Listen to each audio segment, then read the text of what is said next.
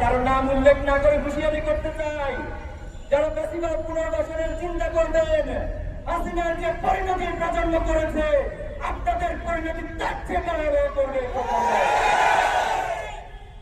সংগ্রামী উপস্থিতি, আমরা একটি নতুন বিপ্লবের স্বপ্ন দেখছি।